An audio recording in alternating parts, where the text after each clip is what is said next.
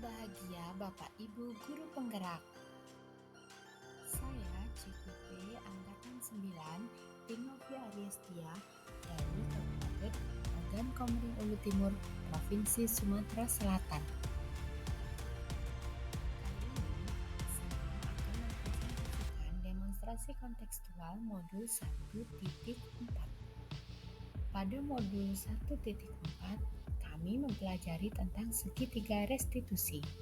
Menurut Goosen, restitusi adalah proses menciptakan kondisi bagi murid untuk memperbaiki kesalahan mereka, sehingga mereka bisa kembali pada kelompok dengan karakter lebih kuat. Restitusi bukan untuk menebus kesalahan. Restitusi adalah sebuah tawaran dan bukan paksaan. Restitusi fokus pada solusi. Langkah-langkah segitiga restitusi. Yang pertama yaitu menstabilkan identitas. Yang kedua, validasi tindakan yang salah. Dan yang ketiga, menanyakan keyakinan.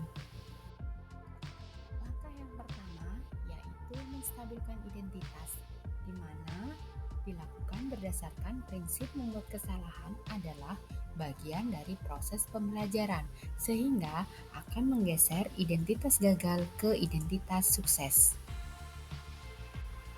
Langkah yang selanjutnya adalah validasi tindakan salah, di mana langkah ini dilakukan berdasarkan prinsip berupaya memenuhi suatu kebutuhan tertentu. Guru akan bergeser dari pemikiran stimulus respon menjadi proaktif, sehingga dengan mengenali, mengakui kebutuhan murid akan memperbaiki hubungan dengan murid. Langkah yang ketiga yaitu menanyakan keyakinan. Murid akan diberikan pertanyaan bermakna untuk memunculkan motivasi intrinsik dalam dirinya, sehingga murid mampu mengaitkan keyakinannya dengan tindakan yang salah. Pada kasus 1, saya akan menyampaikan skenario restitusi tentang kegiatan menangani kasus Alpin tidak mengikuti kegiatan upacara bendera. Sebagai wali kelas, ketika mendapat laporan bahwa Alpin tidak terlihat dalam barisan upacara, namun Alpin terlihat mengikuti pembelajaran di kelas seperti biasa, maka saya segera menyelesaikan permasalahan ini. Selanjutnya, saya menggunakan segitiga restitusi dalam menangani kasus ini. Langkah yang pertama yaitu menstabilkan identitas. Dalam kegiatan ini saya mencoba menyapa Alpin dengan ramah. Pertanyaan dan pernyataan yang dapat saya ajukan kepada Alpin diantaranya adalah, Alpin, apakah benar yang dikatakan Ibu Ida tadi bahwa kamu tidak ada dalam barisan upacara? Tetapi setelah itu Alpin mengikuti pembelajaran di kelas seperti biasa. Tidak mengikuti upacara adalah suatu kesalahan, bukan? Alpin, berbuat salah adalah hal yang wajar dari setiap manusia.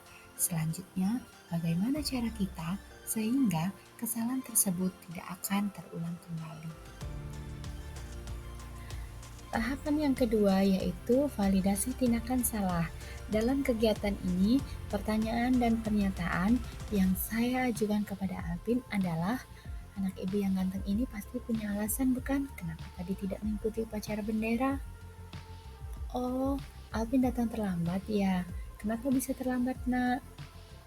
Selanjutnya, saya akan memberi penguatan kepada Alvin.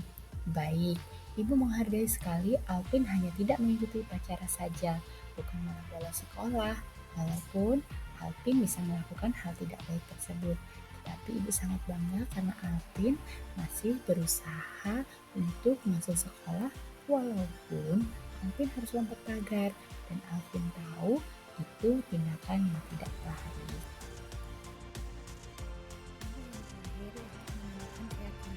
Dalam kegiatan ini, pertanyaan dan pernyataan yang saya ajukan kepada Alvin adalah, nah, sekarang mari kita pikirkan bersama ya nak ya, apakah tindakan yang kita lakukan hari ini sesuai dengan keyakinan kelas?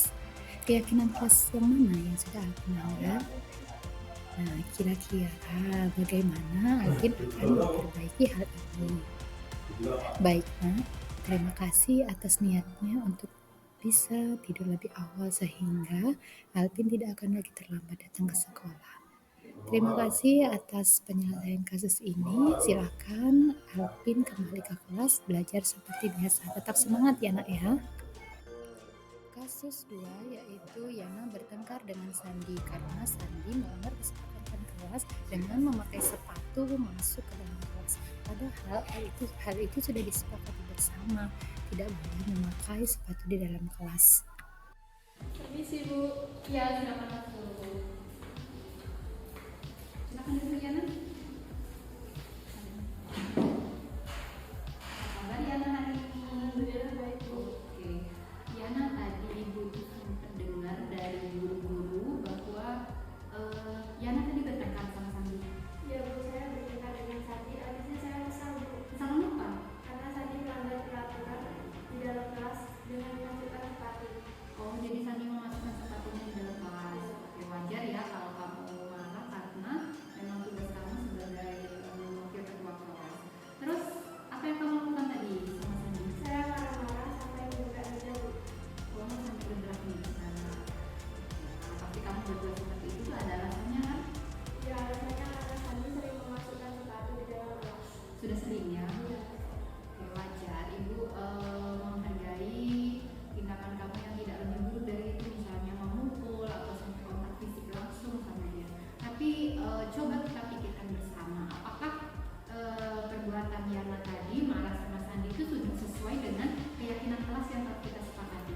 Tidak Bu, tindakan saya tidak sesuai dengan kesepakatan kelas yang kita sepakati. Oke, keyakinan kelas apa yang kamu langgar hari ini kira-kira? Saling menghargai. Saling menghargai ya, jadi Yana tadi tidak saling menghargai dan menghormati ya.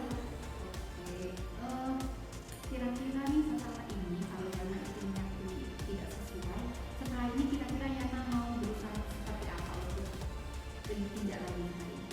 Saya akan berusaha lebih sabar dalam menghadapi teman-teman yang bertindak melanggar kesepakatan di dalam kelas.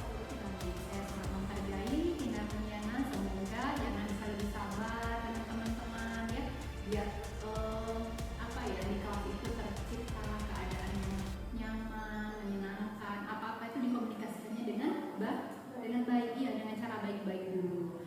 Jadi harus lebih sabar ya Yana ya. Terima kasih Yana. Tolong jangan diulangi lagi yang kayak gini. Pokoknya berusaha mengendalikan diri. Oke? Iya, semoga ini dapat Yana praktekkan nanti ke depannya. Oke, terima kasih Yana, kembali ke kelas ya. Kasus 2, umpan balik dari murid. Assalamualaikum warahmatullahi wabarakatuh. Nama saya Yana dari kelas 11.5. Saya senang sekali diajak diskusi dengan Ibu Tin untuk dapat mengendalikan diri dari amarah karena perilaku teman sekelas saya. Saya harus banyak belajar bersabar dan menghormati sesama teman. Demikianlah praktik segitiga restitusi yang saya praktikkan bersama murid saya. Semoga menginspirasi. Terima kasih. Wassalamualaikum warahmatullahi wabarakatuh.